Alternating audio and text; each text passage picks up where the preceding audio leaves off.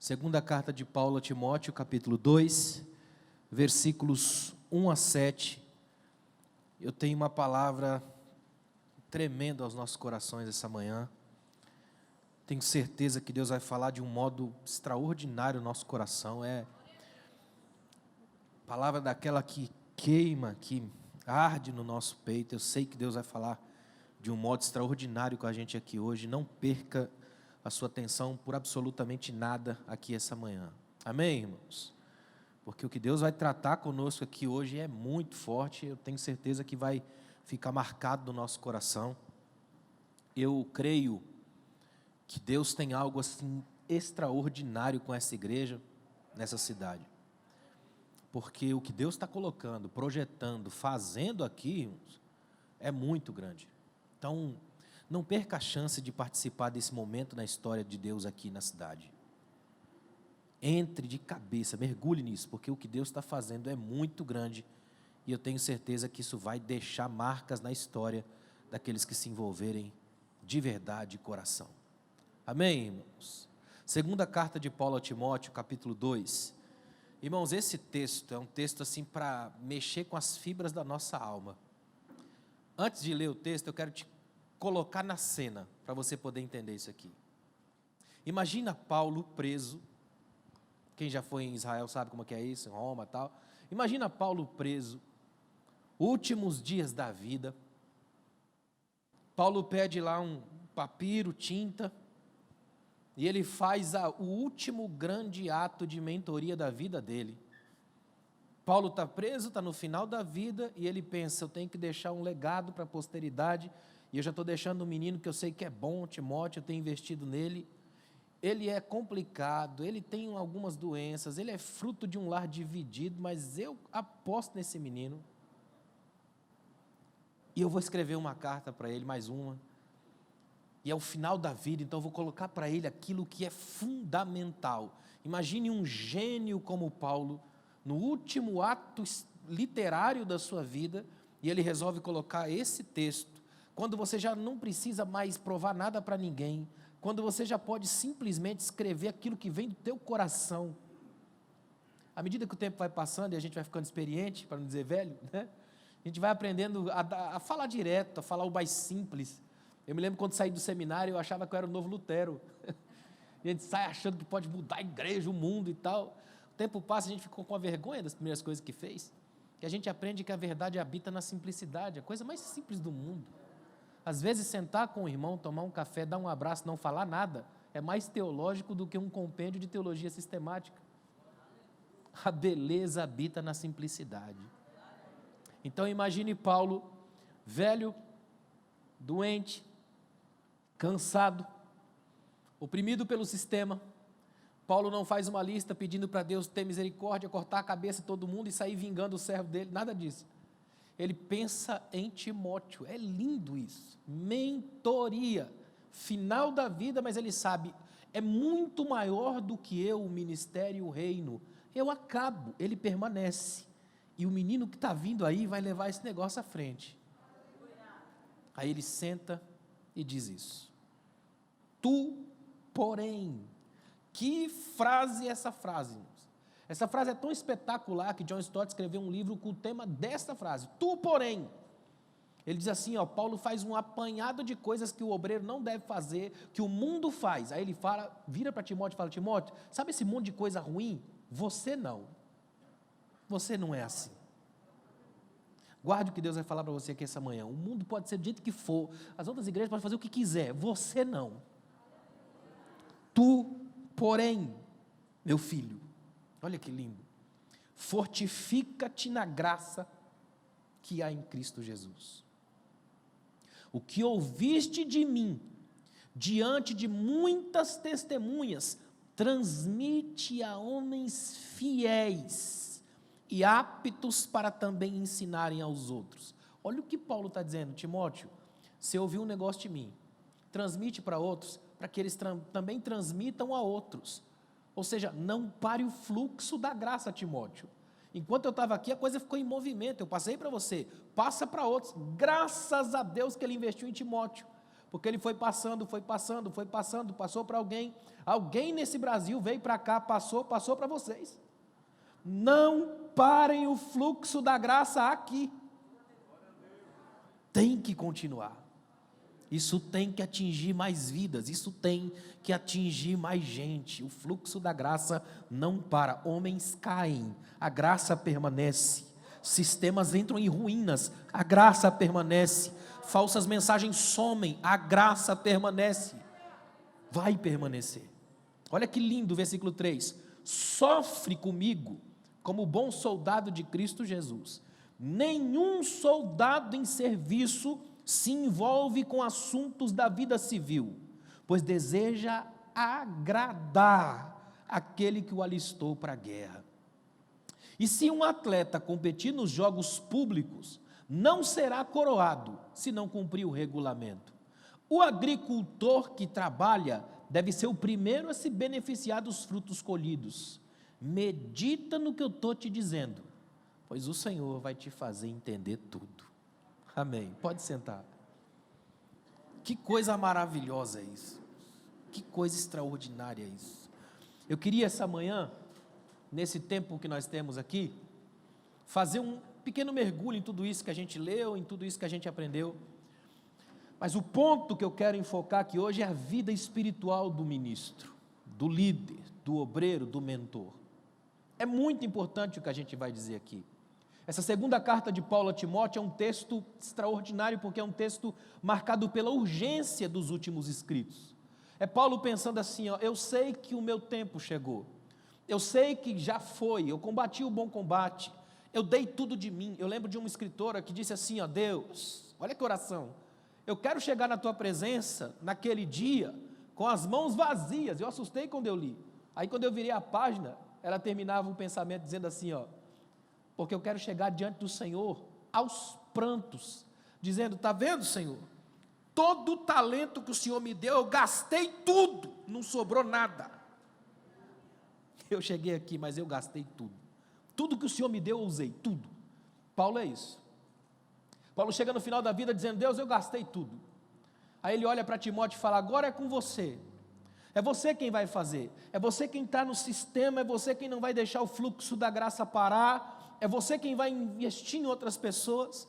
Você vai fazer isso, Timóteo, faça isso, invista. Quando eu estava saindo do seminário em Pindamonhangaba, eu entrei em seminário muito novo, com 17 anos, e eu me lembro que nos últimos dias ali, eu cheguei para o pastor João Colenda Lemos, que foi uma das lendas, né, vamos colocar assim, já está há muito tempo no Senhor, e ele foi um referencial extraordinário de homem de Deus. Eu tenho a honra de poder dizer que fui aluno do pastor Colenda. E eu lembro que eu cheguei nele assim, novinho, moleque de tudo, né? E eu falei para ele assim, pastor, ora por mim nas suas orações, porque eu estou começando agora, né? Aí ele olhou bem para mim assim e falou assim, eu também. Imagina, se ele estava começando agora, imagina eu. Daquele dia em diante eu comecei a pensar, eu falei, eu queria isso aí, eu quero isso para mim, essa capacidade que esses irmãos mais velhos têm, olha que tremendo, de entender as coisas da vida com uma simplicidade. Irmãos, eu vou dizer uma coisa, abrir o coração para vocês aqui essa manhã. Eu sou fascinado na igreja com gente mais velha. O povo fantástico são os irmãos velhos da igreja. Que Deus enche a igreja de velhos. Por isso que a profecia de Joel fala assim, os vossos velhos sonharão. Ô irmão, pelo amor de Deus, um velho que tem sonho, ele muda o mundo. Porque ele tem experiência. Porque ele aprende. Você já viu como é que um velho anda? Ele anda devagar, com calma. Ele já entendeu que correr é bobagem, só leva a queda. Para quê? Vai chegar. Então ele aprende a andar. Ele anda devagar. Por isso que quando ele sobe no monte do templo da vida, a neve do templo abençoa os cabelos e fica branco, que é para o sol bater, iluminar e o jovem vazio encontrar o caminho. Você quer ver? Davi, tem uma cena em Davi que eu me encanto. O texto bíblico diz, lá em 2 Samuel, por ali, 21, uma coisa assim, não lembro bem o texto, ele vai dizer que Samuel, olha que tremendo, e mais uma vez houve guerra entre Israel e os filisteus. Eu acho incrível essa expressão bíblica. Aí vem Davi e diz assim, eu vou com vocês, aí dessa vez eu vou. Até porque da última vez que teve guerra e ele não foi, deu errado. Ficou lá em cima do palácio, dando volta, olhando para a mulher dos outros, deu problema. Agora ele quer ir. Só que ele está velho, é a última guerra que Davi aparece. Em vez do cabelo ser branco agora, ser vermelho, agora é branco, né? Os músculos já foram, porque não tem alguém que vença o guerreiro chamado tempo. Ele é implacável. Só que Davi vai, levanta espada, abaixa espada, o texto bíblico diz assim, ó, e Davi se cansou. Eu acho incrível como a Bíblia é fantástica. Vai dizer que Davi cansa no meio da guerra. Tenta imaginar essa cena comigo. Davi levanta espada, abaixa espada, ele percebe, meu Deus, o que eu estou fazendo? Não dá mais, eu quero batalhar, mas eu já estou cansado. Aí ele encosta a espada num canto para puxar um fôlego. Aí a Bíblia diz que tem um indivíduo lá que é um dos filhos do gigante, expressão hebraica para dizer que é um dos parentes da genealogia do mesmo gigante. Qual é o grande gigante que Davi mata? É Golias, filisteu. O primeiro filisteu que dá para Davi as manchetes da guerra é um Golias. Agora, na última batalha que ele vai, também é um filisteu. Olha que incrível, é como se o jogo da vida desse a ele um presente. Só que ele não sabe que o rapaz está vindo na direção dele para matar ele. Imagina isso aqui comigo, ó. O rapaz, jovem, novo, quer fazer um monte de coisa. Ele está com uma espada nova na mão. É tão inexperiente que a espada dele é nova. Na guerra e não sujou ainda.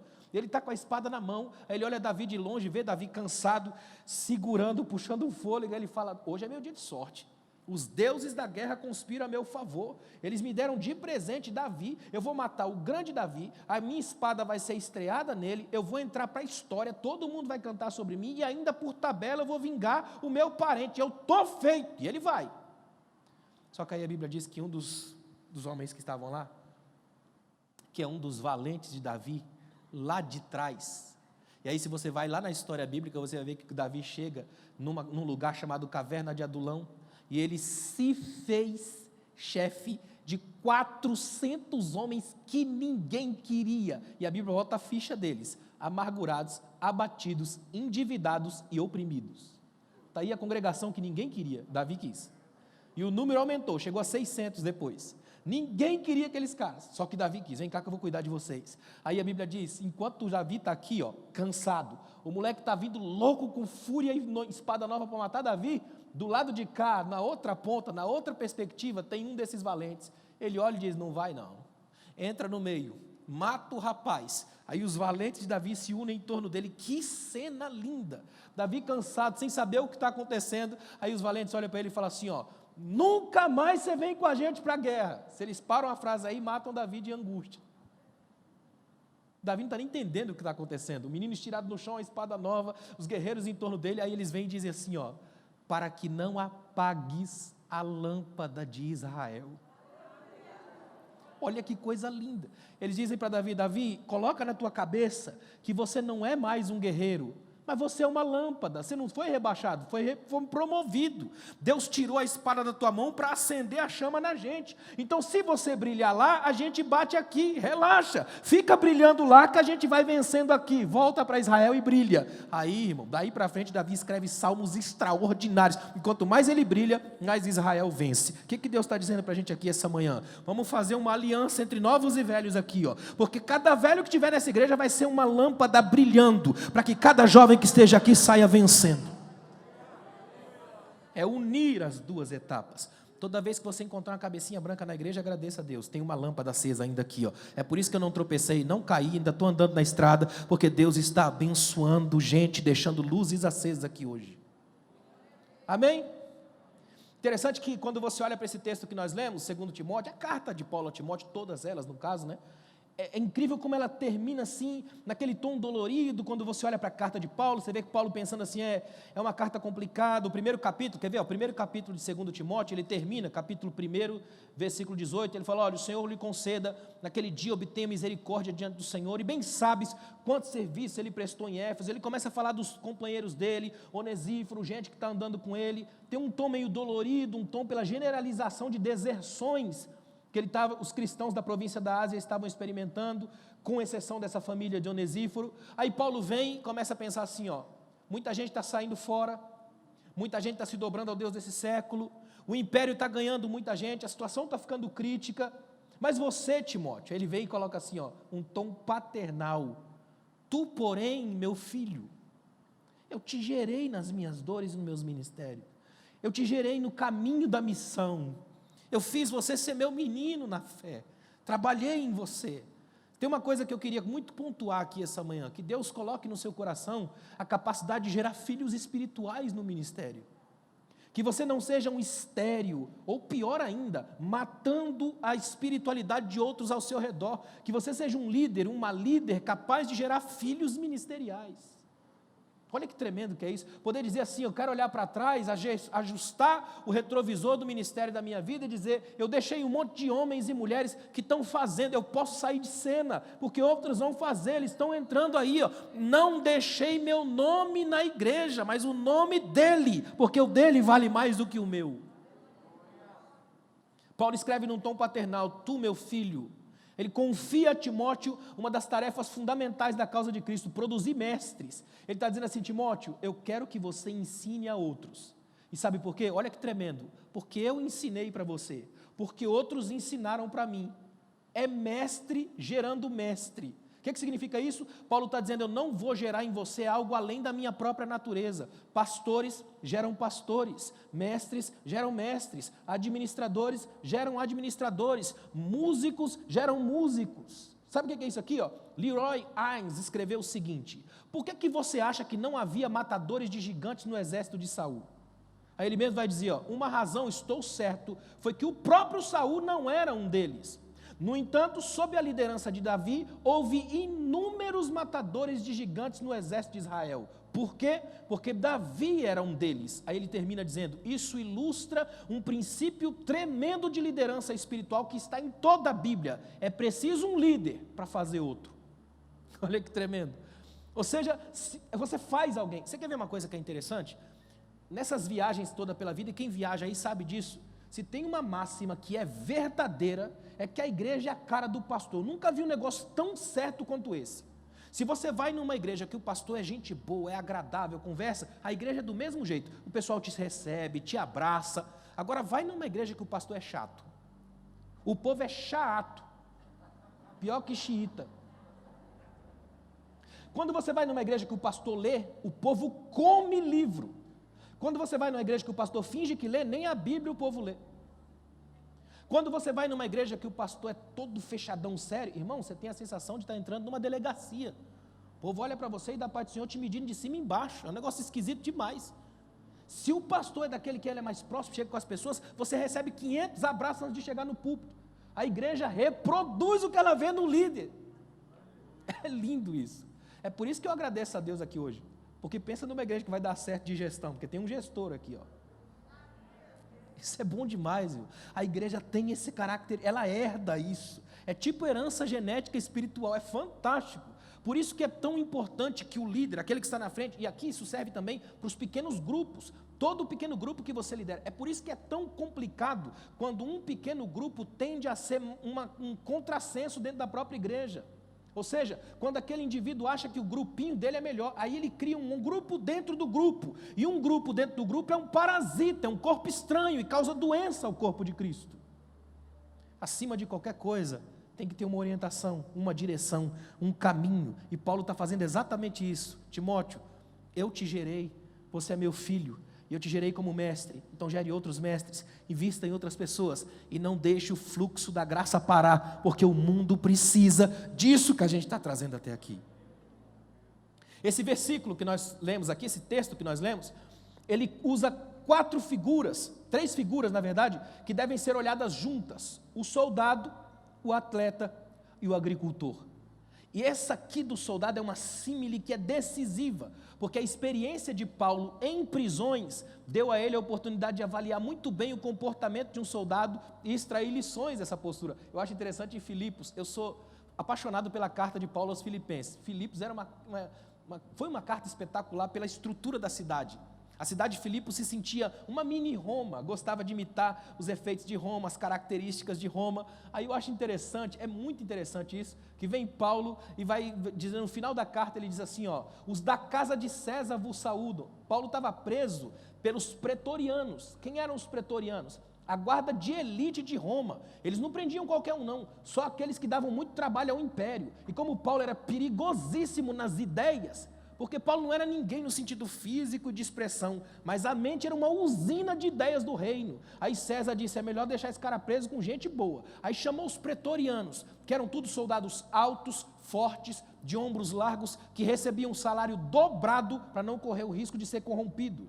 E eles faziam turnos de 6 horas. Agora imagine isso aqui comigo, ó. Eu sou Paulo e eu estou preso. Aí hoje, 6 horas da manhã, chega um pretoriano, aquele monstro romano. Aí ele entrava, colocava uma corrente em mim e nele, de mais ou menos 1 metro, 1,5 metro. E a gente ficava 6 horas acorrentados juntos.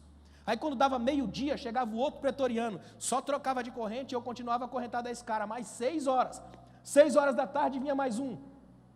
Imagina, 6 da manhã, meio-dia, 6 da tarde, né? Meia-noite, imagina, e depois o outro das 6 da manhã de novo. Todo esse tempo, o povo acorrentado a Paulo e andando nesse tempo todo. Aí olha que interessante, você ficar 6 horas acorrentado a Paulo, eu ouvi evangelho 6 horas, a não ser que ele estivesse dormindo. Irmão, Paulo não para, o homem sozinho deu conta do Novo Testamento inteiro. Imagina Paulo com o Facebook. O que é que Paulo faria, irmão? Pelo amor de Deus. É tão forte que no final da carta ele manda saudações para os irmãos. Saúde a irmã tal, saúde o irmão tal, a casa do nosso irmão. Aí ele faz uma pausa assim, ó. Os da casa de César vos saúdam. Ganhei um monte. Eu tenho uma congregação dentro da casa de César. Eu ganhei um monte de soldado, porque eu estou preso, mas o evangelho é livre. Ninguém prende o reino, ninguém prende o evangelho, ninguém quebra essas correntes. A graça flui, irmão. A graça flui. Essa ilustração dos soldados, por si só, ela já traz um monte de grandes lições. Paulo diz que o soldado na ativa, aí ele coloca assim, ó, não se embaraça, essa expressão é importante demais, não se embaraça nos negócios da vida civil. A expressão no grego é pragmateia bios, não para nos pragmáticos da vida. É Paulo dizendo assim, ó, eu percebi ao longo da minha vida, Timóteo, lidando com um monte de soldado, eu ganhei um curso de pós-graduação no movimento de militarismo, e eu entendi que os soldados aqui, ó, não estão preocupados com as pragmáticas da vida, com os programas da vida, a banalização diária, eles não se embaraçam com isso, eles têm um foco. Aí Paulo para e diz assim, Timóteo, o que eu quero que você faça, é que coloque na sua cabeça que você é um soldado de Cristo, então você não pode se enrolar com nada, você só mantém o foco, porque o seu general conta com você na batalha. Paulo vai usar um monte de ilustração de soldados, principalmente para Timóteo. Tem uma que é tremenda, quando ele para Timóteo e fala assim, Timóteo, olha que tremendo, tem cuidado de ti mesmo e da sã doutrina, para que te salve não só a ti, mas também aos que te ouvem. Essa ilustração ele tira dos soldados, e olha que incrível, eu estava lendo um escritor, que ele diz assim, ó, um teólogo, um exegeta, ele diz uma coisa que eu achei maravilhosa, ele colocou uma ilustração que eu quero usar para vocês, ele diz assim, ó, digamos que nós sejamos um exército aqui hoje, esse exército, e o pastor Oséias é o general desse exército, então o pastor Oséias chega e chama o pastor Zé Roberto e fala assim, ó, vem cá, eu fiquei sabendo, como general, que o lugar que nós estamos acampados aqui hoje é perigoso, tem escassez de água e comida, e se a gente ficar mais tempo aqui, a gente vai morrer, porque os recursos vão acabar.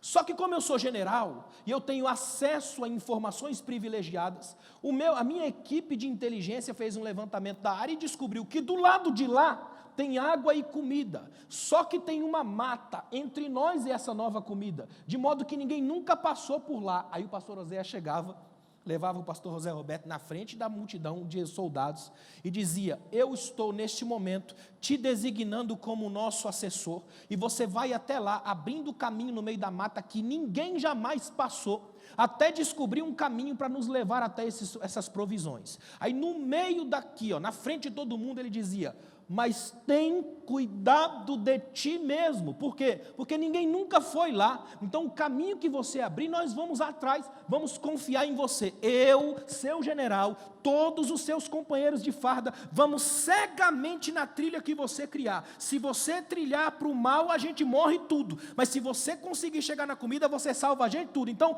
cuida de ti, para que te salves e também salve a gente. É isso que Paulo está dizendo para um pregador do evangelho. Tem cuidado do que você vai falar para que você não venda comida estragada para a igreja. Isso aqui não é fast food gospel, não é para dar para você uma pipoquinha e fazer cócega na alma. Isso aqui é para deixar bem claro para você que isso aqui é vida, é comida da alma, é para alimentar seu espírito, é te fazer caminhar. É para a vida que a gente está te levando. Olha que interessante, o soldado está em serviço ativo, então não pode ficar dividido. É a mesma lição que a gente encontra em Elias, por exemplo, quando Elias chega para o povo em 1 Reis 18 e 21 e pergunta assim, ó, até quando vocês vão oscilar para um lado e para o outro? Até quando vocês vão ficar divididos? Eu estava uma vez com o meu pastor, o pastor Luiz Saião, E a gente estava em Israel, e ele mostrou um pedacinho de um caco lá de cerâmica, que foi achado nessa região norte de Israel, na época de Elias, mais ou menos, datada por ali. Por incrível que pareça, ela tem o nome Yavé de um lado, e do outro lado o nome de Baal. E aí o Saião explicou para a gente que o pessoal já estava num nível de culto tão dividido, que começaram a fazer os utensílios de culto de dois modos, tipo assim, quando o culto for para Deus, a gente usa esse lado. Se for para Baal, usa o outro. Pragmateia bios, pragmática da vida é isso aqui, ó. É quando você faz um culto dividido. Agora escute uma coisa que eu vou dizer a você. Obediência dividida é tão perigosa quanto idolatria declarada. Porque Deus não fica em cima do muro, Deus tem definição. Conta-se que um homem estava em cima de um muro, do lado de cá um monte de anjo, e os anjos diziam, desce, fica com a gente, tem lugar para você aqui. Do outro lado, Satanás sentado numa cadeira de perna cruzada, só olhando para ele. E ele começou a perceber a distância, ele disse, por que os anjos pedem que eu vá, insistam que eu vá, e o inimigo aqui não fala nada, está tranquilo, como se nada tivesse acontecendo. De repente ele para, pensa na situação, vira para Satanás e pergunta, você não vai me convencer a entrar para o seu lado não? Satanás disse, eu não preciso. E ele responda, por quê? Porque o muro também é meu. Quem fica em cima do muro já definiu um lugar. Na Bíblia Deus tem lado, e o lado dele é o pobre, é o oprimido, é o abatido, é o cansado, é o que precisa de graça, é o que busca salvação, é o que está aqui definindo um lado. Deus está pedindo da gente definição. Qual é a nossa bandeira? Quais são nossos valores? O que a gente defende? Quem somos nós diante dessa graça aqui essa manhã? O soldado que Paulo tem em mente deve ser marcado por uma entrega total, ou seja, toda a sua vida, toda a sua alma, todo o seu corpo, todas as suas estratégias, tudo dele para aquele que é tudo em todos. É isso que Paulo está dizendo. Ou seja, uma santa paixão deve encher todo o nosso ser, porque nós lutamos, como Paulo colocou, a fim de agradar aquele que nos alistou. Essa expressão agradar é tão tremenda, é no sentido de culto mesmo, é prestarmos um culto àquele que nos chamou, é dizer assim, Deus, eu não tinha característica ou condições de estar aqui, mas se o Senhor me chamou, como eu disse ontem, me achou fiel, me chamou, me deu dons, capacitação e me colocou aqui, tudo o que eu fizer, vou fazer destinado à tua glória, vou fazer para te agradar, vou fazer porque o Senhor merece, não estou aqui porque é uma força, estou aqui porque é um privilégio, é um prazer servi-lo, é uma alegria estar aos teus pés. Tem muita gente que não faz ideia mais do que isso seja possível na igreja, tem muita gente que vem para a igreja com uma, vamos colocar assim, uma obediência dura, servil, pesada, cansativa. Se é o seu caso, descansa um pouco, para oferecer a Deus um culto que seja alegre, que seja feliz, que seja de verdade, de coração e de alma. Vou falar uma coisa que até assusta, mas é banal e óbvia. Você não é obrigado a estar aqui, não é obrigado a estar aqui. Quem foi que te disse que isso aqui é uma obrigação? Se você entender isso aqui como uma obrigação, você está morto. Tudo aqui é voluntariado pela graça. Aqui é privilégio. Tente mudar, ajustar a lente da sua visão. Tem que estar lá, tem que ir no culto, tem que fazer. Você não tem que fazer nada aqui, irmão. Vai embora. Só tenta viver sem Deus, vê se você consegue. O pai do filho pródigo faz isso. O filho pródigo chega para ele, eu quero fazer, vai. Ele permite a aventura do filho porque tem lições que só a estrada ensina.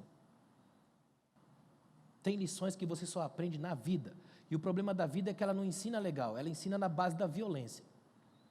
Você sai com 30% da fazenda, mas volta sem nada, arrastando. Não tem anel, não tem sandália. Ainda bem que ainda tem pai. Deus pergunta para a gente aqui hoje, até onde você consegue ir sem seu pai? Você não está aqui por obrigação, você está aqui por graça. E é privilégio estar aqui essa manhã. Aliás, eu queria fazer uma pausa aqui e pedir 1 minuto, só para você agradecer. Dá para fazer 1 minuto de gratidão a Deus? Agradeça a Deus pela sua vida. Agradeça a Deus por você estar vivo aqui essa manhã. Agradeça a Deus por você ter ouvido um dia o chamado do Espírito Santo e você está hoje podendo aqui ser alguém. Agradeça a Deus porque você é presbítero, é diácono, é evangelista, é pastor, é cooperador, você é missionária, você trabalha na igreja. Agradeça a Deus porque tem bilhões de pessoas no planeta e os olhos de Deus um dia focaram na sua vida. Ele tem sido Senhor da sua história, Ele conhece cada trauma, cada angústia, cada situação de crise da sua vida. cada lágrima que você já chorou. É preciso agradecer a Deus, porque não tem ponto cego na ação de Deus sobre a sua vida. Gratidão é memória do coração. Eu queria essa manhã, à luz de tudo que a gente está falando aqui, não percam de vista esse texto, mas eu quero pontuar alguns compromissos que o ministro não pode esquecer jamais, se ele quiser manter de fato um propósito, um chamado, uma vida espiritual saudável. E o primeiro compromisso, acima de qualquer coisa, é o compromisso com a Bíblia. Se tem um compromisso que todo ministro tem que ter, é compromisso com a Bíblia. Eu acho inadmissível que um ministro na igreja, líder, homem ou mulher, não tenha compromisso com a palavra, não saiba lidar com a Bíblia, não seja capaz de dar um testemunho a respeito da palavra. Não é possível que a gente tenha obreiros, às vezes evangelistas, às vezes pastores, que levam uma semana para achar o livro de Abacuque.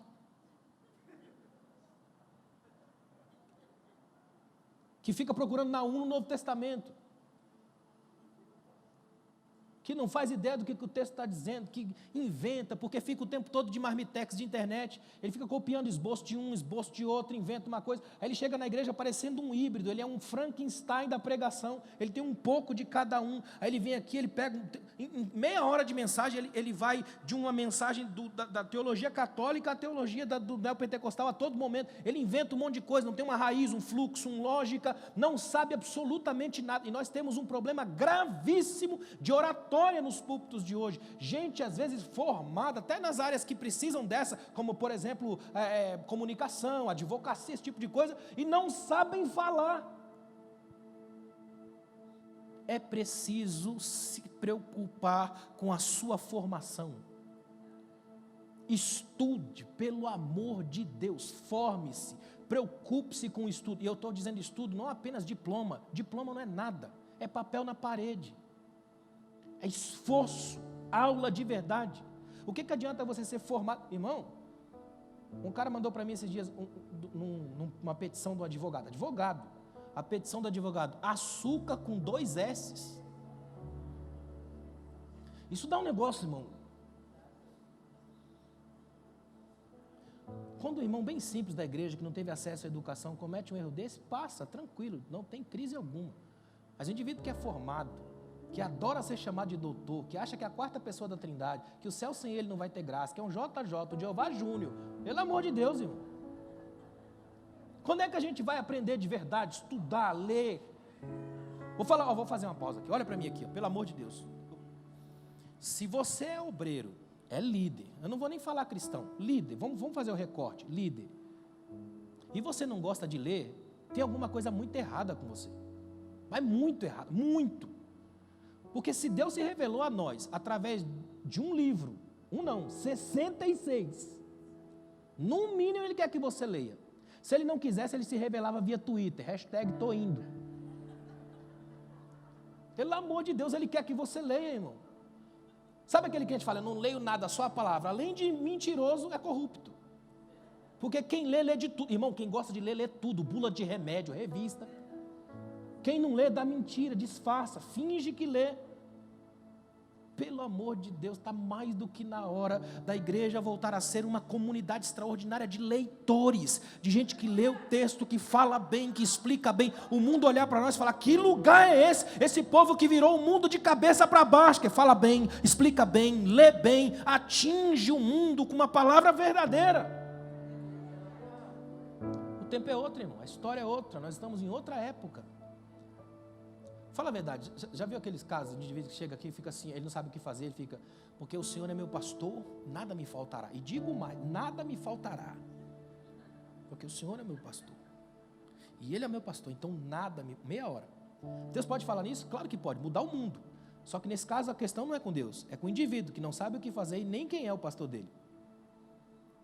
É muito importante que a gente coloque na cabeça que hoje, se temos um compromisso com a palavra, acima de qualquer coisa, o básico do óbvio é começar a ler. Nós temos milhares de líderes e obreiros na igreja que nunca leram a Bíblia toda, que tem na mão pelo menos uma vez. Temos um monte, irmão. Você já pensou se Deus resolve revelar? Fulano de tal, não leu a Bíblia toda pelo menos uma vez. Aí imediatamente ele corre para a rede social para apagar o post. Lia pela 70ª vez de joelho a palavra. Porque crente mente, irmão. Na hora que canta, então, mente demais da conta. Por isso que é tão importante que a gente pense aqui, olha o que Deus está falando.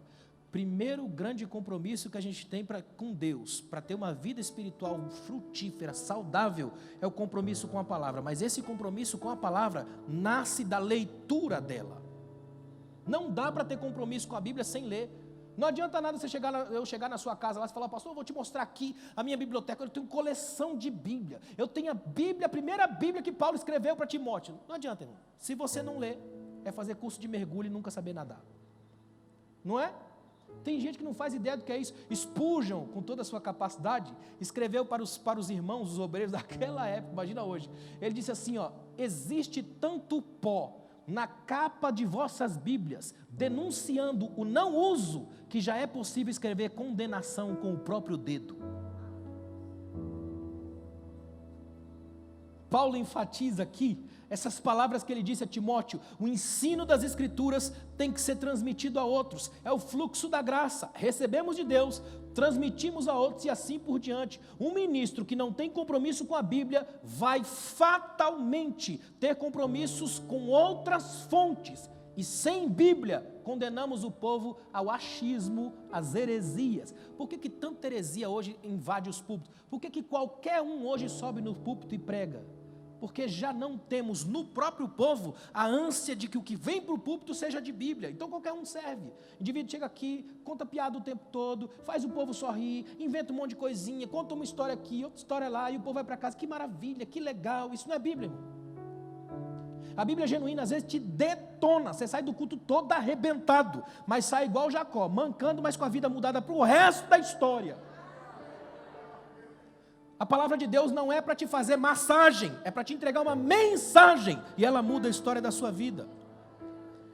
Quando um púlpito perde a palavra de Deus, ele se torna um antro de heréticos, de gente aproveitador, de palhaços da graça, de gente que te faz rir, mas não consegue te fazer chorar, de gente que entrega para você uma série de mantras, gospels e profetadas inventadas, mas não muda nada no dia a dia. Já a palavra de Deus, um único versículo lido aqui em graça, muda a sua história para sempre, porque essa palavra tem dono, e ela vem de Deus, e ela muda histórias. Eu tive a minha vida mudada por um versículo. Irmãos, eu tinha 12 anos de idade. Eu tenho um tipo de memória fotográfica afetiva, ou seja, o que eu gosto fica para sempre em mim. O lado ruim é que o que eu não gosto eu deleto. Se eu precisar, vou ter que ler de novo. Mas olha que interessante, eu me lembro assim com riqueza de detalhes. Eu tinha 12 anos de idade, lá em São Paulo, e minha mãe, só eu, meu irmão, minha mãe levou a gente, olha que incrível, tinha um evento de missões, lá no templo sede antigo, lá no Belém, templo sede da Assembleia de Deus do Belém, lá em São Paulo, aquele antigo. E lá tinha 2 galerias, tem ainda lá no templo. Eu me lembro perfeitamente enquanto minha mãe estava lá, eu subi para a 2ª galeria, gostava de ficar lá de cima, vendo lá. De repente eu estava agarrado na grade, assim, até meio que escondido do diácono, para ele não ver, agarrado na grade. E um missionário chamado Israel falou assim: eu vou ler um texto bíblico aqui, deram a oportunidade para ele. Eu não estava prestando atenção. Eu estava como um menino de 12 anos numa igreja, só olhando as coisas, encantado com aquela coisa. Eu queria tanto subir daquela 2ª galeria, nunca tinha ido. Aí quando eu estou olhando para ele, ele abre Atos 20, 24. Irmãos, a força daquela mensagem, daquele versículo, foi tão tremendo na minha vida, que até hoje, eu não consigo falar esse texto sem me emocionar, não consigo. Se eu lembrar dele, eu choro. Se lembrar, em casa, na rua, no aeroporto, no avião, onde tiver, aquilo me marcou com uma força. A sensação que eu tive é que sumiram as pessoas, e aqui a galeria se aproximou do púlpito, e aquele irmão estava falando na minha cara: mas em nada tenho a minha vida por preciosa, contanto que cumpra com alegria a minha carreira e o ministério que recebi do Senhor Jesus, para dar testemunho do Evangelho da graça de Deus. Nunca mais saiu de mim. Aquele dia Deus tatuou esse versículo no meu coração de uma força. Aquilo ficou marcado para o resto da minha vida. É o versículo da minha vida. Aquele texto capturou a minha atenção de um jeito que eu saí dali completamente transformados. Se eu estou aqui hoje ministrando uma palavra é porque ainda acredito naquilo, eu não tenho a vida por preciosa. Faça um compromisso, uma aliança com a palavra de Deus aqui essa manhã. Ame essa palavra, coma essa palavra, respire essa palavra, durma com essa palavra, sonhe com essa palavra. Alimente-se dessa palavra. Se a Bíblia não for o foco, se ela não for o objetivo dos nossos melhores estudos, estaremos decretando a falência do nosso ministério, porque sem Bíblia, o máximo que conseguimos é ministrar sermões sem vida para ouvintes mortos. E sermões sem vida matam, porque eles são só coisas vazias, vomitadas de púlpito. O que Deus quer da gente essa manhã é que a gente se apaixone pela Bíblia, a tal ponto dela fazer parte do nosso coração. Amemos a Bíblia, levemos a sério a metáfora de Ezequiel capítulo 3, coma esse livro. Falar sobre a importância da Bíblia para o cristão é dissertar sobre o óbvio, é fazer um discurso absurdo, era para ser o nosso beabá. Dietrich Bonhoeffer escreveu assim, não tente tornar a Bíblia importante, ela é importante por si mesma, a natureza dela é a importância. Se você não amar a palavra, esse lugar de amor no seu coração vai tentar se alimentar de alguma outra fonte. Você pode ler todos os livros sobre as epístolas, mas você precisa amar as epístolas. Você pode ler todas as interpretações sobre salmo tal, mas você precisa amar o salmo. Eu estava lendo um escritor, pastor, que, olha que cena, ele diz assim, eu aprendi que quando você está lendo o texto bíblico, não é você só que lê, você também está sendo alvo da leitura. Porque se tudo que Deus criou pela palavra, logo nós também somos texto, cartas escritas por Deus. De modo que quando a gente lê o texto lê a gente. Aí disse, então seria de bom tom que no meio da leitura você desse umas pausas, encostasse na cadeira, respirasse fundo e pensasse, e aí Bíblia, tá boa a leitura? Geralmente as pessoas na igreja dizem assim, sinta a presença de Deus, Deus está aqui. Eu quero fazer outra pergunta aqui essa manhã. Deus já sentiu sua presença aqui? E foi bom? Pergunte para Ele, Senhor, a minha presença, de algum modo, o Senhor sentiu que eu estou aqui? Se essa palavra não descer ao seu coração hoje, ela é só um discurso, que vai durar pouco, porque ela fez um caminho reto, entrou num ouvido e saiu pelo outro. Tomara a Deus que o Espírito Santo faça uma forcinha, e quando ela passar pelo seu ouvido, ela dobra a esquina, desça direto para o coração, que se ela descer aí, se ela descer para o seu coração, essa manhã, novos homens e novas mulheres se levantarão nessa cidade, gente que anda a partir da palavra, e quem anda a partir da palavra tem lâmpada para os pés, luz para o caminho. Quem anda a partir da palavra tem remédios espirituais de alto nível. Então, se tem um compromisso que a gente tem que ter essa manhã, é um compromisso com a palavra. Amém? Segundo compromisso é compromisso com a oração. Paulo manda Timóteo refletir, pensar, meditar, e a oração nasce desse tempo.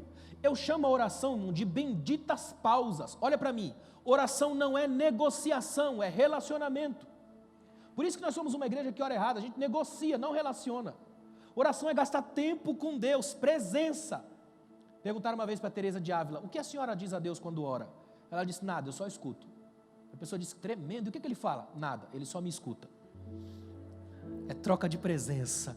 Diante dele eu não preciso falar nada. Para quê? Vou falar o quê? Só quero ficar perto dele, só quero gozar da presença dele, só quero que ele me abrace, eu só quero olhar para a face, eu não quero as mãos, eu quero a face.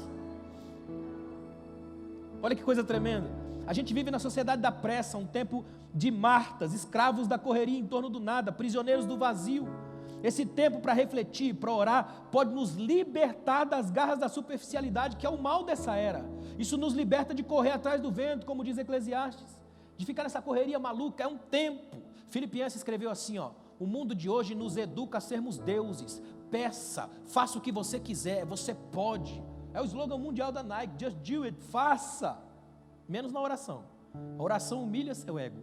A oração chega para você e fala, tá vendo? Você não tem como fazer sozinho, vai pedir. A oração é só para quem se humilha. Você vem humilhado, cabeça baixa, ressabiado, cara de oprimido, fala: Senhor, eu achei que eu era bom, mas eu descobri que não. Dá para me ajudar? Por isso que gente metida não ora. Gente que se acha não ora. Os grandes não oram. Só ora quem precisa. É pobre que ora. Eu louvo a Deus por ser pobre, porque pobre ora, irmão. Precisa orar. Tem que correr atrás da oração.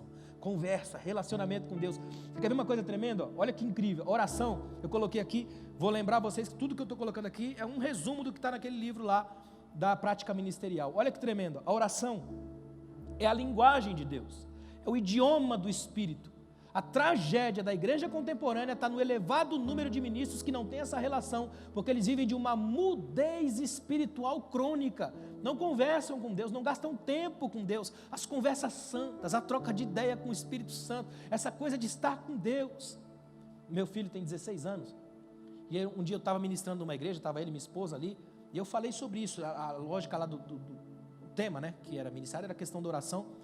Só que eu trouxe a ideia da oração como linguagem, como conversa, como fala com Deus. Aí, entramos no carro, vamos embora para casa. Quando chega em casa, meu filho me chamou: pai, deixa eu conversar com o senhor. Aí sentou no sofá da sala, falou para mim assim: pai, você falou lá hoje na pregação que a gente pode conversar com Deus normal. E ele falou para mim: porque eu não sei orar igual esses irmãos de igreja oram, com aquela coisa e fala. Eu não sei fazer isso não, pai. Mas quando o senhor falou lá, pregando, que a gente pode conversar com Deus, aí ele falou assim: se eu chegar agora lá no meu quarto e chamar Deus, ele vai? Falei: já está lá. Ele é Deus do quarto, ele habita lá. Passou uma semana e meia mais ou menos depois, ele me chamou um dia, falou: pai, eu ceguei, fechei a porta do quarto e eu pedi para Jesus: senta aqui. Olha, pode ser coisa da minha cabeça, mas eu tive a sensação de que a cama baixou. Ele sentou lá. Falei: e como é que foi? Foi demais, pai. Falei com ele. Eu falei com ele. Falei: o que ele falou? Eu não escutei. Falei: ele falou muito então. E quando ele fala demais, a gente não consegue captar. O tempo vai mostrar. Silêncio de Deus é muita coisa para a gente.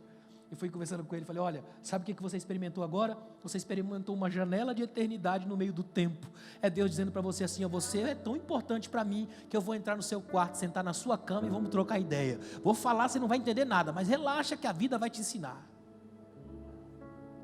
Quanto tempo faz que você não fecha o quarto e conversa só com Deus?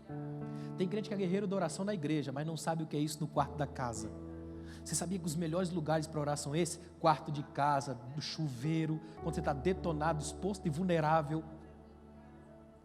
É cozinha de casa. Eu lembro quando era moleque, às vezes estava jogando bola na rua, aí entrava correndo em casa, minha mãe fazendo arroz, chorando e às vezes falando em línguas, e eu ficava pensando: não pode nem esperar chegar no culto, não precisava. Para ela, Deus habita a cozinha, Deus cozinha junto com ela, mexe no feijão, chora, fala em línguas. Existe um espírito que se movimenta na simplicidade do dia, que te abençoa no banheiro da casa, no quarto da casa, e que diz para você assim: eu estou com vontade da gente conversar, vamos conversar. Quanto tempo faz que a gente não conversa com Deus? Teve um cristão do passado que dizia isso aqui, ó, guarde isso aqui no seu coração, ó: tentar fazer alguma coisa para Deus sem oração é tão inútil como tentar lançar um satélite com um estilingue. É verdade, irmão. Tenta fazer alguma coisa para Deus sem oração, você não consegue. O máximo que você consegue é atingir um ou outro patamar pelo seu poder, a sua qualidade, o seu talento. Mas isso tem limite. É só na oração que as portas do ilimitado se abrem. E oração é essa conversa com Deus. Eu tive uma aula profunda de oração uma vez com um professor antigo que eu tinha. Eu admirava muito pela vida espiritual dele, a piedade dele.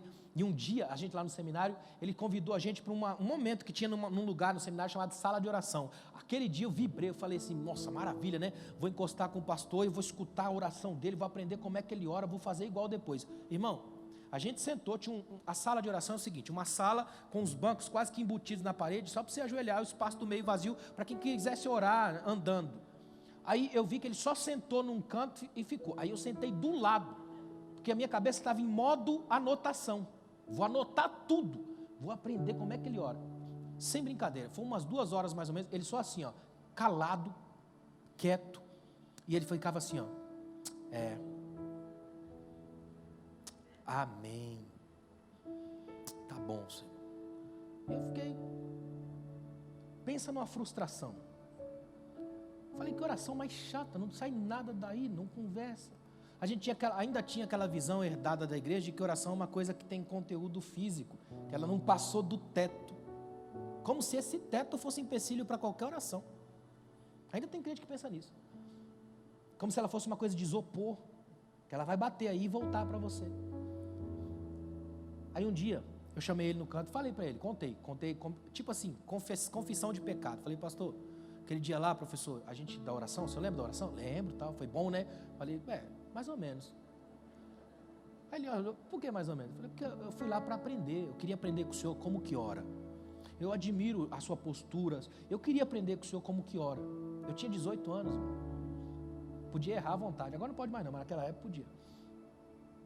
Aí ele olhou para mim assim, falou assim, botou a mão no meu ombro e falou assim, ó, é que o que eu fiz ali, você não consegue fazer assim, isso leva tempo, daqui uns 20 anos, ele falou isso, hoje, daqui uns 20 anos, aí você vai entender o que é isso, porque você vai entender que diante daquele que sabe todos os idiomas do mundo e os que ainda estão por vir na celestialidade, não precisa das nossas palavras, ele só quer colo.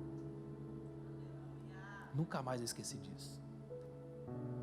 Sabe essa coisa de você guardar um tempo para Deus?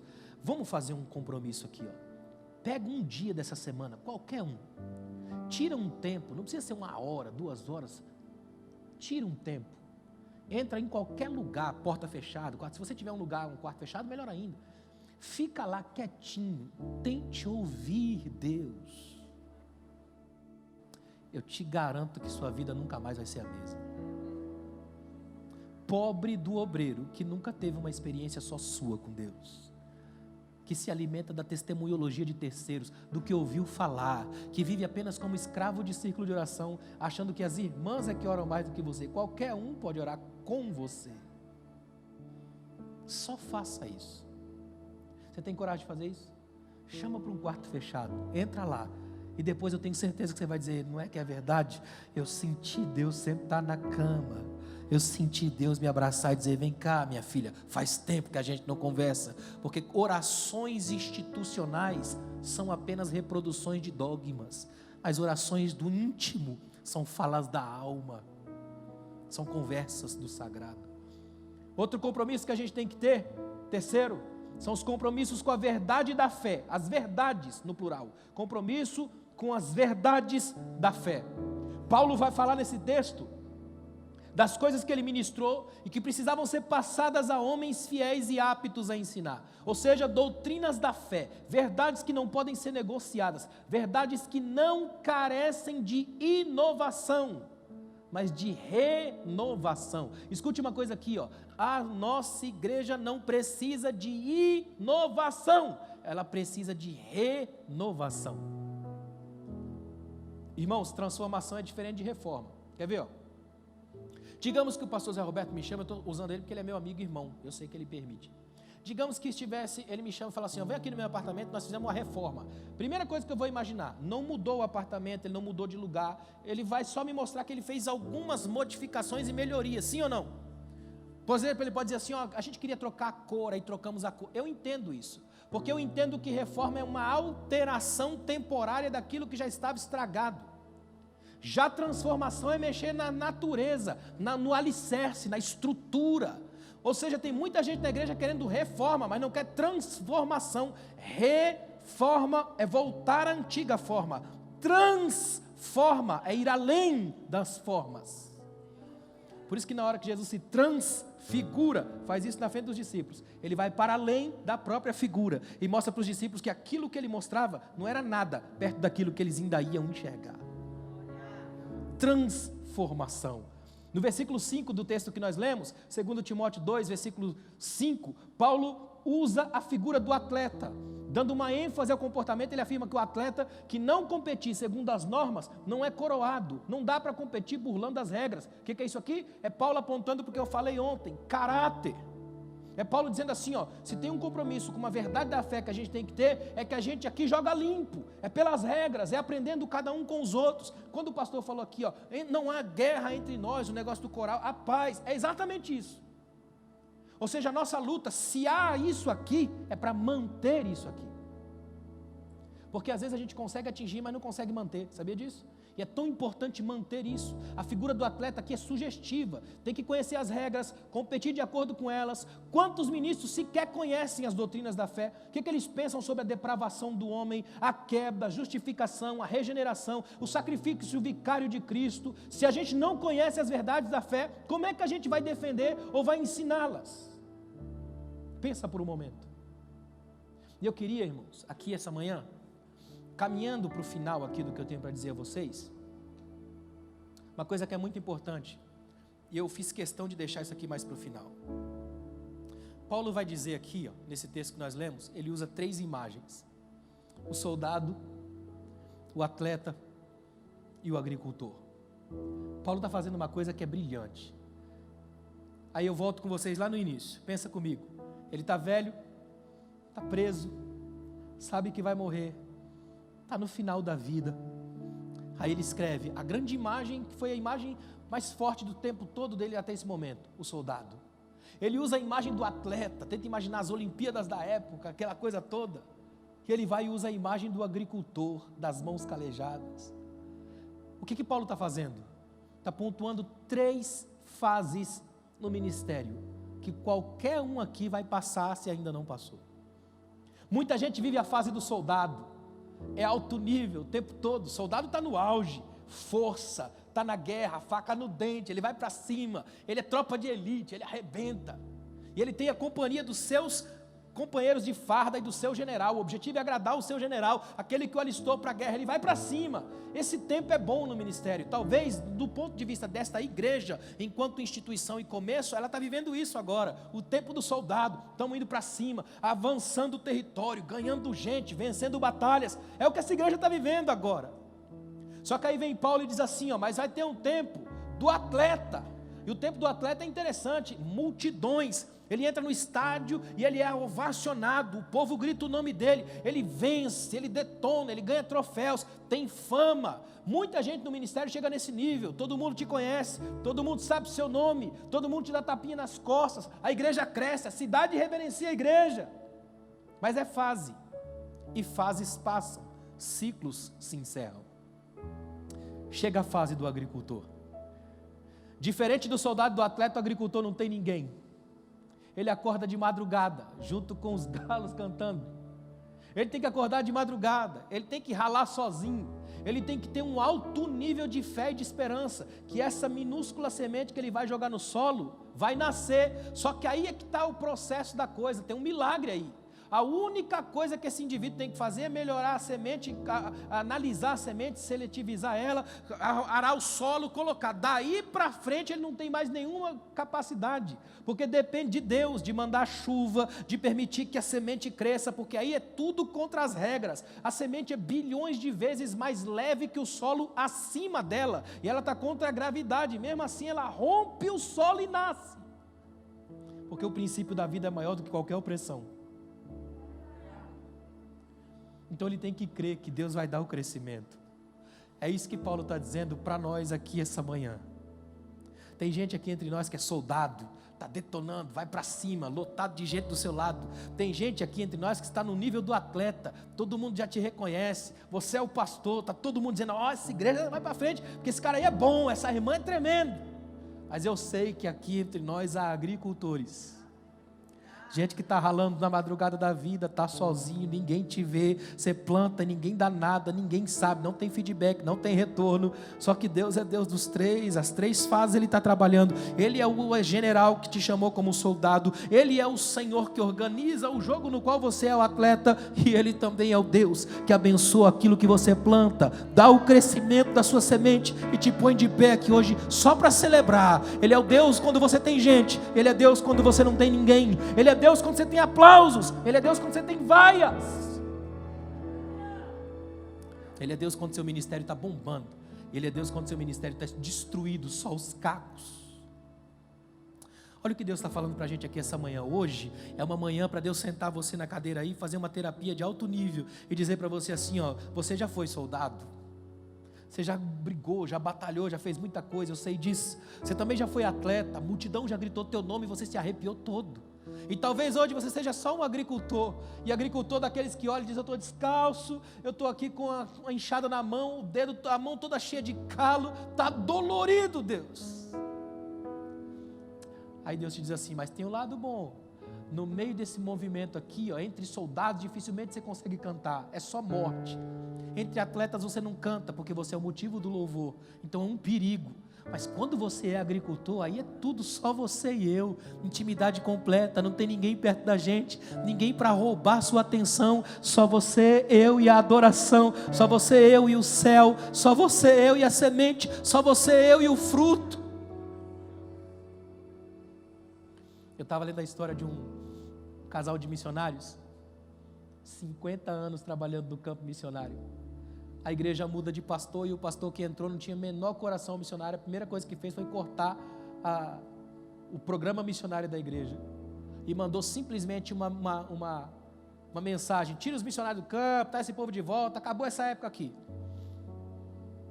Arrumaram uma casinha no bairro mais afastado, só para esse casalzinho de velhos missionários, com 70 e tantos anos, para terminarem a vida com alguma dignidade. Mas o irmão não conseguiu aceitar essa ideia. A esposa está lá sentada fazendo um tricôzinho, e ele angustiado, andando de um lado para o outro, dizendo: não é possível. É isso que a gente recebe quando fica 50 anos trabalhando no reino e volta para casa, é isso que a gente recebe. E ela calada, e ele injuriado, ela fica ali, de repente ele fala assim: ó, eu vou dar uma volta, eu tenho que espairar a cabeça, eu vou dar uma volta. Ela fala: vamos orar, meu bem. Ele para e diz para ela na porta: ora você, porque nem isso eu consigo fazer hoje. Pergunta para Deus se é isso que merece um casal de missionários que gasta a vida, 50 anos para ele. É isso que recebe quando volta para casa? Ele vira as costas e sai, e passa o dia inteiro na rua. Quando ele volta já está anoitecendo. Ele entra em casa, olha para ela, ela está sentadinha no sofá, só com aquela cara de quem acabou de falar com Deus. Ele diz: e aí, orou a Deus? Ela falou: orei. Você falou para ele? Se é isso que recebe um casal de missionários que fica 50 anos no ministério e quando volta para casa recebe isso, você falou com ele? Ela falou: falei para ele. Aí ele parou e disse: e ele te respondeu? Ela disse: respondeu. Ele pergunta: e o que foi que ele disse? Ele disse que nós ainda não chegamos em casa. Nós ainda não estamos em casa, não voltamos para casa. Nós ainda estamos vivos, ainda estamos trabalhando para Ele. Já fomos soldados, já fomos atletas. Hoje somos agricultores e é dele que vem toda a honra. É para Ele que é toda a glória. É para Ele que é toda a adoração, é dele. Só dele. Toda a honra, toda a glória, todo louvor, tudo vem dele. É para Ele. A gente trabalha para Ele. A gente dá a vida para Ele. O reino é dele, então tudo é dele. Se nós estamos aqui sofrendo, é por causa dele. Sofre por bom evangelho. Se nós estamos aqui vencendo, é por causa dele. Deus está dizendo para você aqui essa manhã: existe para você aqui hoje uma única opção: entregue-se radicalmente ao propósito no qual Deus te chamou. Não viva um segundo fora daquilo para o qual Deus te fez, porque quando você vive aquilo para o qual Deus te chamou, você faz sentido no reino. Você não é uma mancha sem conteúdo, você é alguém no arcabouço do que Deus está fazendo. Eu quero que você entenda isso aqui essa manhã. John Wesley tem uma frase que eu acho belíssima, quando ele diz assim, ó: dá-me 100 homens, que nada temam senão o pecado, e que amem a Deus acima de tudo, e eu estabelecerei o reino de Deus na terra. Clérigos ou leigos, não importa, eu devastarei o inferno. 100 homens, 100 mulheres que nada temam. Eu queria fazer um recorte aqui. Eu sinto de Deus de fazer isso. Eu quero dar uma palavra especial às mulheres que aqui estão. Estudem, pesquisem, preguem, deem à teologia o melhor de vocês, o olhar feminino. Mas não cometam o erro de imitar pregadores homens. Não façam isso. Para que se rebaixar desse jeito? Sejam vocês, mulheres. O melhor de uma mulher pregando não é quando ela imita um pregador de Gideões, é ridículo. É quando ela é ela. O melhor da mulher é você. o olhar feminino, a sensibilidade para o texto. Sejam as mulheres extraordinárias que vocês são. Vocês não precisam pedir afirmação de nada nem de ninguém. A mulher faz o que ela quer. É impossível contar a história da restauração humana no mundo sem a visão da mulher, porque se até hoje o machismo idiotizado dos púlpitos ainda culpa a mulher por causa do olhar de Eva para o fruto proibido, esquecem que o primeiro olhar para o Cristo ressuscitado também vem de uma mulher. Ela achou que ela era o jardineiro porque acertou em cheio. O jardineiro voltou para deixar bem claro que tirou a culpa jogada sobre o feminino e colocou um tom de rosa nas escrituras. Que Deus levante aqui hoje mulheres poderosas, pregadoras extraordinárias, teólogas de alto nível, que mulheres tremendas se levantem aqui essa manhã para fazer diferença por onde for, que essa igreja seja reconhecida como uma igreja que não tenha divisão machista para um lado, mulher para o outro, mas homens e mulheres trabalhando pelo reino, levantando uma igreja capaz de mudar a história no tempo de hoje. Eu creio nisso, você crê? Que Deus levante aqui hoje homens e mulheres que tenham corações convertidos uns aos outros, capazes de abalar as bases desse tempo. Deus está te chamando hoje para mudar isso. Eu sou fruto de mulheres assim. Eu fui criado sem pai. Eu não conheço nem o nome completo do meu pai, eu não sei. Quando eu nasci, ele desapareceu no mundo. E quem perdeu foi ele. Perdeu um filho top e um neto melhor ainda. Minha mãe tinha eu e meu irmão de 4 anos mais novo do que eu. E minha mãe sempre lutando, batalhadora, aquela batalhadora de nível, aquela que é extraordinária, grandes mulheres como elas são. E eu me lembro perfeitamente, eu tinha 4 anos de idade e eu lembro dos detalhes, é impressionante. Era uma terça-feira à noite, São Paulo, garoinha assim. Minha mãe, a gente morava num cômodo, literalmente um cômodo, atrás de uma casa. Hoje eu entendo, na época eu não entendia, mas hoje eu entendo que a minha mãe, solteira, com 2 filhos, o pessoal falando, a mulher do dono da casa fez com que o homem despejasse minha mãe. A gente voltando do culto, 9 e pouca da noite, descendo a rua, uma ladeirazinha assim, eu lembro perfeitamente dos detalhes. Eu lembro do guarda-roupazinho da minha mãe com o colchão encostado. Os caras colocaram o guarda-roupa, o colchão encostado, as roupas tudo no chão, e um monte de gente na janela, na calçada, olhando aquela cena. Quando a gente começou a descer e a ver aquela cena, eu lembro da minha mãe assustada, e eu lembro perfeitamente, minha mãe com meu irmão no colo, bebezinho, eu do lado, segurando na mão dela, e eu dizer para ela: mãe, para onde a gente vai? Que ela falou assim, ó: Deus proverá. Eu nunca me esqueci até hoje do som do portão abrindo, atrás da gente, aquele som do portão abrindo, e apareceu a irmã Elza. Ela faleceu ano passado, que até ela morrer a gente chamou ela de vó Elza, eu e meu irmão. Irmã Elza apareceu magrinha, ninguém dava nada por ela. Ela apareceu na porta, abriram o portão, ela apareceu e gritou para todo mundo. Eu lembro perfeitamente. Acabou o show aqui, ó. Voltem para a casa de vocês, não está acontecendo nada. Ela serve ao mesmo Deus que eu. Ela vai ficar na minha casa. O que nós comermos, ela come com os filhos dela. Ela tem pai.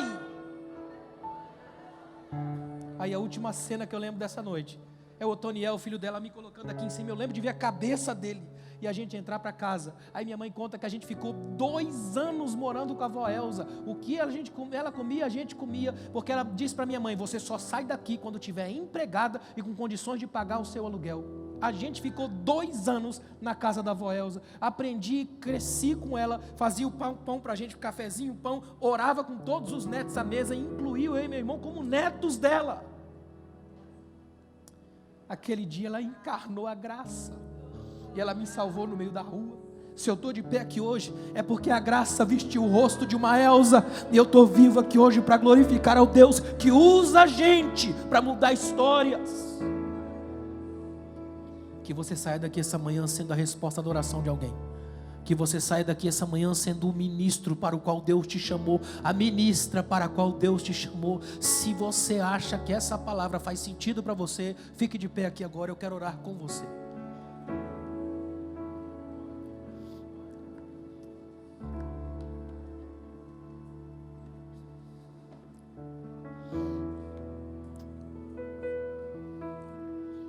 Eu amo esse clima que está aqui agora, amo.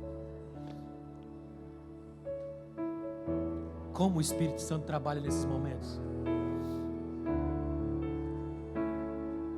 Como Deus trabalha nesses momentos. Nesse momento aqui, Deus está restaurando os sonhos ministeriais. É o momento que Deus está dizendo para você: fui eu que te chamei, nunca duvide disso, eu te chamei. Desde o ventre da sua mãe eu te chamei, eu sei quem você é. É Deus dizendo, eu sinto Deus dizendo para alguém assim: ó, por que você parou de cantar, se eu gosto de te ouvir? Por que você desistiu de pregar, se era eu que te dava as palavras? Por que você não quer mais? Eu sinto o Espírito Santo dizer isso para alguém aqui hoje. Eu só quero te colocar de pé de novo. Eu quero fortalecer o teu coração essa manhã. Eu quero que você saia daqui como nunca antes na sua vida. Eu quero te colocar de joelhos, para depois te colocar de pé.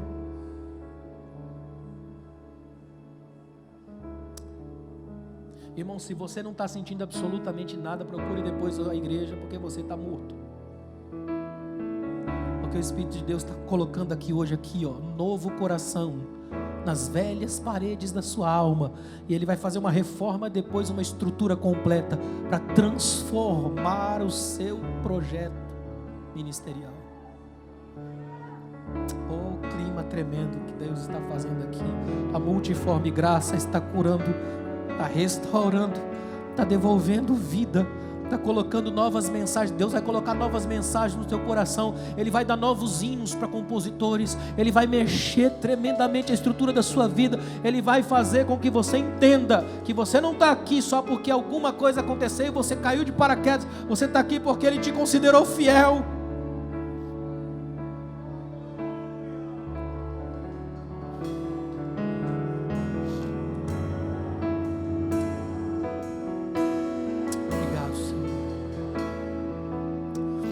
Obrigado, Senhor. Obrigado, Senhor. Obrigado, Senhor. Eu quero te agradecer, Pai, por cada mulher que está aqui agora, cada uma. Essa que é esposa, que é filha, que é trabalhadora, que é missionária, que ajuda em alguma coisa aqui. Essa mulher que sonha em pregar, em fazer o teu reino, cantar. Sara os corações dessas mulheres aqui, Senhor. Fortalece tuas filhas. Que essa mulher que está aqui agora entenda de uma vez por todas que ela é a filha amada do Pai. Ela é a menina dos teus olhos. Ela é a tua menina, a tua filha.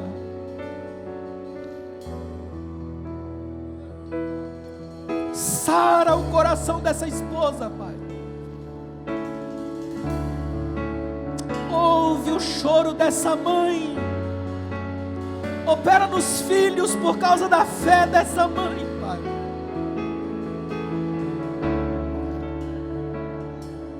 Coloca mulheres de pé aqui, Senhor.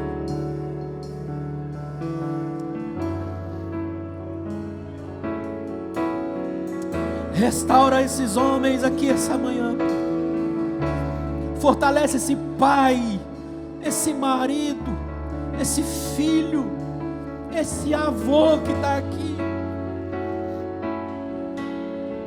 Ministra mensagens para esse pregador, Senhor. As tuas, não as dos outros, não as copiadas, as tuas mensagens. Enche o coração desse jovem de Bíblia. Faz ele sonhar com a palavra.